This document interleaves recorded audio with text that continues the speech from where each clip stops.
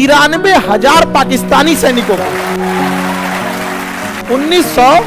1971 में 93,000 पाकिस्तानी सैनिकों को हम लोग 3 टाइम खाना खिलाए थे। और देखिए, युद्ध एक अलग चीज है, युद्ध में लाशें गिरती हैं, लेकिन मानवता रहना चाहिए। जहां हमला करते थे सब, वहां लड़कियों को उठा के लेके चल जाते थे। एक को 4-4, 5-5 को लेके जाते थे, कहते हम 5 से ब्याह करेंगे, अभी रख के आ रहे हैं।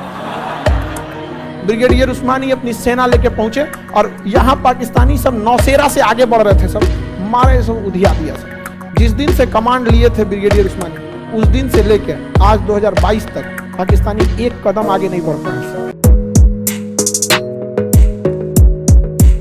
कौन? हरि सिंह। ये लोल काम किया, करा हम अलग देश बनाएंगे, मानिए नहीं रहा था। लॉर्ड माउंटबेटन या ब्रिटेन का ऊपर से इशारा था, जितना ज्यादा टुकड़ा हो सके पॉसिबल, जितना टुकड़ा हो सके करो। तो हरि सिंह को अंग्रेजों का भी साथ मिल रहा था।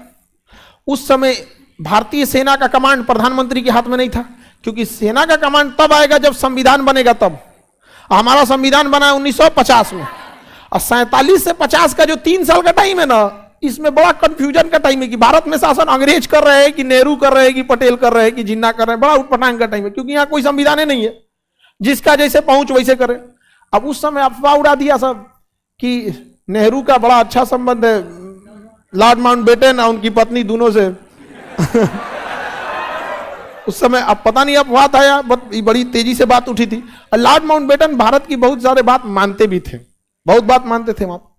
अब क्या किया जाए, लेकिन लॉर्ड माउंटबेटन के ऊपर इंग्लैंड का प्रधानमंत्री कहा कि जितना टुकड़ा as much as possible break the India, जितना टुकड़ा करना चाहो तो तोड़ दो।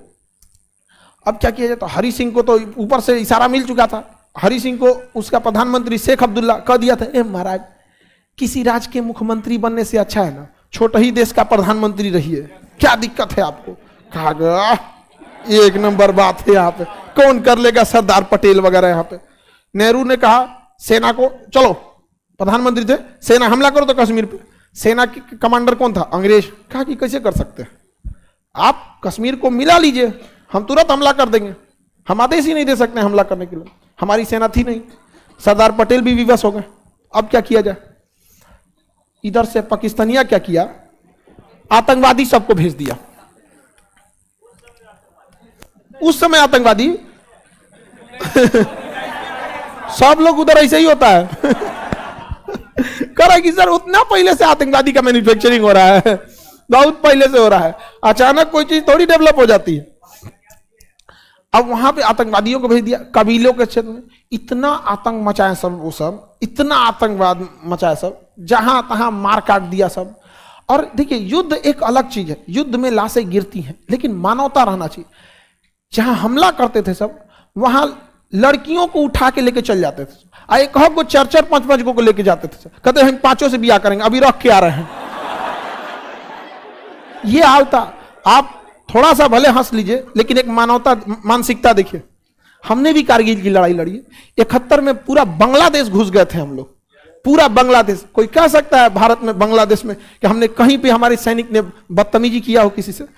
93,000 पाकिस्तानी सैनिकों को 1971 में 93,000 पाकिस्तानी सैनिकों को हम लोग 3 टाइम खाना खिलाए थे। देख भाई, तू कमजोर है, लड़ने चला आया, गलती हो गया, कोई बात नहीं, हम तुमको वापस कर देंगे। हाउ दबा के खाया था सब 3 टाइम, इतना खाया सब कि भारत में अकाल पड़ गया। दलिद्दर था सब ससुरा।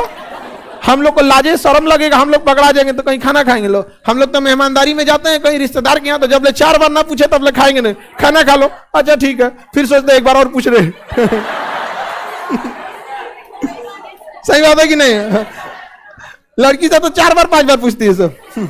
हाँ जी, हमारे ऐसा आदत होता है। हमारी एक बार बुआ आई थी नहीं तो हंसी मजाक हमारा शुरू से ही बहुत हंसी मजाक करते रहते हैं। तो नहीं, नाश्ता निकाला जाता है, तो नाश्ता दे रहे थे, तो कहीं मत निकाल बाबू, हम आपके लिए नहीं निकाल रहे। बाद में हम उनको दिया, अरे बुआ आप काहे गुस्सा जाती हैं। वो लोग भी समझती हैं कि हमको हंसी मजाक का आदत रहता।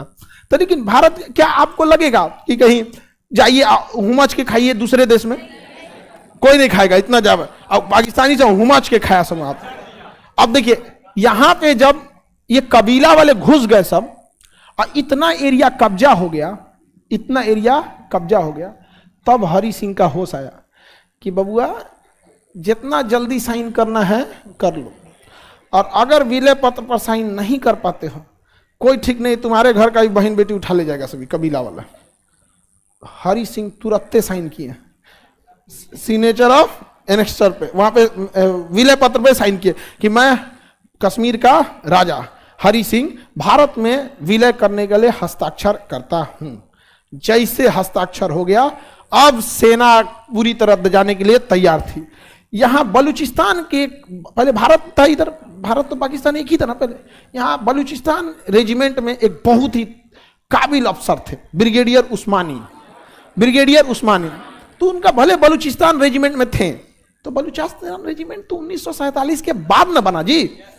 अचानक आज भारत का कोई दो टुकड़ा कर देगा तो क्या आपको लगता है दोनों टुकड़ों के बीच में मोहब्बत खत्म हो जाएगी? कभी नहीं होगा यहाँ पे। तो ब्रिगेडियर उस्मानी को जिन्ना ने कहा हमारे यहाँ आइए, आपको हम आपको सेनापति बनाएंगे, क्योंकि ब्रिगेडियर उस्मानी बहुत योग्य थे और वो ब्रिटिश आर्मी स्कूल से पढ़ के आए थे, ब्रिटिशर्स भी थे। नेहरू ने कहा कि ठीक है अगर आप जाना चाहते तो जाइए, लेकिन हम तो आपको यही सोच रहे थे कि आपको इन कश्मीरियों से लड़ने के लिए आपको कमांड दे के भेजे ताकि इन्हें वापस कर सके। ब्रिगेडियर उस्मानी ने जिन्ना को गरिया के रख दिया, रख फोन रख चट्टा कहीं का आ रहे हैं, मुलाकात होगी कश्मीर में। और ब्रिगेडियर उस्मानी अपनी पूरी पलटन लेके, सरदार पटेल गृह मंत्री थे, आदेश दिए ही थे, और इधर नेहरू ने आदेश दे दिया और उधर हस्ताक्षर कर दिया, संवैधानिक अधिकार हो गया। ब्रिगेडियर उस्मानी अपनी सेना लेके पहुंचे और यहां पाकिस्तानी सब नौसेरा से आगे बढ़ रहे थे, सब मारे, सब उधिया दिया सब। जिस दिन से कमांड लिए थे ब्रिगेडियर उस्मानी, उस दिन से लेके आज 2022 तक पाकिस्तानी एक कदम आगे नहीं बढ़ पाए, एक कदम नहीं आए। हालांकि नौसेरा में ब्रिगेडियर उस्मानी के ऊपर तोप का गोला गिर गया था, तोप का सीधा गोला गिर गया वहां पर, उनको वहीं पे सही शहादत हो गई थी। बाद में उन पार्थिव शरीर को दिल्ली लाया गया, उनको बहुत सम्मान दिया गया। वो भारतीय और भारतीय सेना के इतिहास में ऐसे कई सेनापति गुजरे हैं जिन्होंने अपनी बायोग्राफी लिखी। उसमें उस समय के जितने तत्कालीन सेनापति थे उन्होंने कहा था कि यदि ब्रिगेडियर उस्मानी यदि शहीद नहीं हुए रहते तो वो आजाद भारत के पहले मुस्लिम सेनापति होते। तो पाकिस्तान जिस नींव पे रखा था कि मुसलमान इधर हिंदू उधर, वो शुरुआत में ही दिखा दिया गया था कि यह कभी नहीं हो सकता। और आज भी ऐसा नहीं है हिंदुस्तान में, बस थोड़ा सा ही मशरूम जो नेतवा है सब ना, ये समझ जाए सब यहाँ पर, ये अंग्रेजों से कम थोड़ी है सब, अंग्रेज से भी खतरनाक है सब यहाँ पे। उसका ना ये डेल्टा वेरिएंट है सब, अंग्रेज तो कोरोना था, फर्स्ट वेव था, नेतवा सेकेंड वेव है सब, समझ आ गया कि ना इसका वैक्सीन भी नहीं, बूस्टर डोज लगना पड़ेगा। और यही एरिया क्या कहलाया? POK, पाक ऑक्युपाइड कश्मीर। अब बताइए इसमें सबसे भयंकर गलती आप हरि सिंह का नहीं मानते हैं। सेना कैसे जाती जब तक हरि सिंह ने साइन नहीं किया था? अब हरि सिंह को समझ में आ रहा होगा कितना बढ़िया सिंधियों को अपना महल मिल गया, राजस्थान वालों को मिल गया, बढ़िया से रहो, इसको ही मिल जाता ना, अपन देश बनाएंगे, बनाओ। सरदार पटेल, उसके बाद UNO कूद गया। UNO नया नया बना था उस समय, सरदार पटेल, नेहरू, ये सब वकील थे और बड़े बड़े वकील थे। इन्हें लगा कि UNO इस मामले को सुलटा देगा। आज हमारे पास 70 साल पुराना UNO है। हम जानते हैं कि इसको अगर UNO में आप मुकदमा कीजिएगा तो 100 साल बाद ही कोई रिजल्ट आएगा, लेकिन उस समय तो कोई नहीं जानता था। इनको लगा नेहरू को निपटा लेंगे, सरदार पटेल भी वकील, इनको भी लगा कि हम क्या करेंगे, निपटा लेंगे, लेके चल गए मुकदमा कहां पर? UNO। अब आप कहेंगे कि युद्ध क्यों नहीं हुआ? युद्ध कर सकते थे, लेकिन कश्मीर पूरी तरह से पहाड़ी एरिया है, वहां युद्ध करना काफी खर्चीला आता है। और जब देश आजाद होके गए थे लोग तो देख रहे हैं कितना बिखरा हुआ था, कुछ संसाधन नहीं थे, हमारे सैनिकों के पास बूट नहीं था, पीटी करने वाला पिलक्का जुतवा नहीं होता है कैनवास का, कपड़ा का, वो था हमारे सैनिकों के पास। तो काफी चीजों को सोच समझ के डिसीजन लेना पड़ता, होता है कि नहीं होता? हालांकि कश्मीर डिसीजन हमारे लिए एक बहुत ही दुखद था यहाँ पे, जिसके लिए कई चीजें जिम्मेदार थी। जिन्ना की अति आक्रामक नीति थी, हरि सिंह का डिले करना था, अंग्रेजों का प्री प्लान था, माउंटबेटन कुछ बोलता था, ऊपर से आदेश कुछ आता था। तो हम लोग एक चक्रव्यूह के क्या हो गए, शिकार हो गए यहाँ पर। अब कश्मीर में जब हुआ तो हरि सिंह ने साइन करने के समय एक शर्त रख दिया, किसके कहने पे? शेख अब्दुल्ला का, कि हम साइन करेंगे एक ही शर्त पे कि हमारे लिए एक अलग से व्यवस्था होगा। तो नेहरू ने कहा कि भैया पहले साइन तो कर, ससुरा तू नहीं तोरा साइन कैला के चक्कर में वो घुसते चला रहा है, पूरा कब्जा कर लेगा तो तू साइन करेगा? हाँ, जब पूरा कब्जा कर लेगा तो तुम साइन करके क्या करेंगे? तो हम लोग की मजबूरी थी, आनंद फानंद में हमने क्या कर लिया, स्वीकार कर लिया, उसी में चुट्टा जुड़वाया 370। कहा कि हम अपना कानून 370 में ले आके मैच करेंगे, और वहीं ले आके 370 को जोड़ दिया। पहले उस समय साइन हो गया, जोड़ा। अब आगे जब 370 पढ़ाएंगे तो आपको डिटेल से पढ़ाएंगे, अभी आप रफली समझिए। और वहीं जोड़ दिया गया कि भारत का सभी कानून 370 पे नहीं लगेगा। लेकिन भीमराव अंबेडकर साहब पहले से एगो संविधान जोड़ के रखे थे भारत के संविधान में, पहले से, कि कोई भी राज्य संघात्मक व्यवस्था का पालन करेगा, अपने शासन अच्छे से करेगा। यदि वहां कोई सरकार नहीं है तो राष्ट्रपति हस्तक्षेप कर सकते हैं। 2019 में वहां आपस में गठबंधन की सरकार टूट गई थी, वो कह रही थी हम बनाएंगे हम बनाएंगे। इनको पता नहीं रहा अंबेडकर साहब मास्टर चाबी छोड़ के गए हैं, जब वहां सरकार है ही नहीं है तो राष्ट्रपति हस्तक्षेप कर सकता है, और राष्ट्रपति हस्तक्षेप करते सबसे पहले उड़ाया 370। समझ में आ गया कि नहीं आ गया?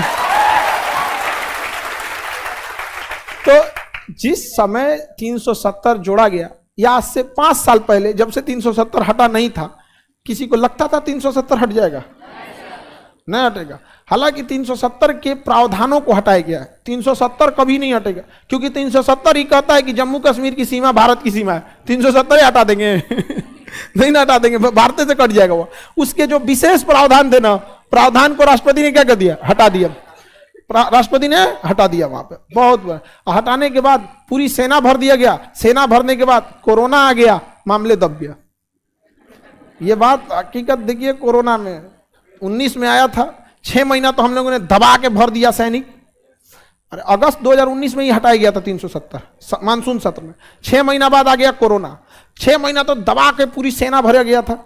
और उस समय इंटरनेट काट दिया गया, सब काट दिया गया, चलाओ पत्थर, कुछ बाहर नहीं आने वाला है, वहीं पे मरे कुचाओ, यहाँ पर पूरी सप्लाई रोक दी गई थी। और तब तक आ गया क्या चीज, हाँ, कोरोना आ गया। कोरोना ने 2 साल तक एक नया इतिहास जोड़ दिया यहाँ पर, अलगे हो गया व्यवस्था, अब कहीं कुछ नहीं होता है। कश्मीर के लोगों को भी हम तो कहते हैं कि एक बार कश्मीर को 6 महीना के लिए टूर पे भेजना चाहिए, लाहौर वगैरह में। उसके बाद भारत में आएंगे तो कभी नहीं कहेंगे यहां से जाना चाहिए। आगे बढ़े। सरदार पटेल ने कितना पापड़ बेला है, दिख गया? 552 राज्य आराम से मिल गए थे, यही 3 गो खचराई किया था। है ये कुत्ता वाला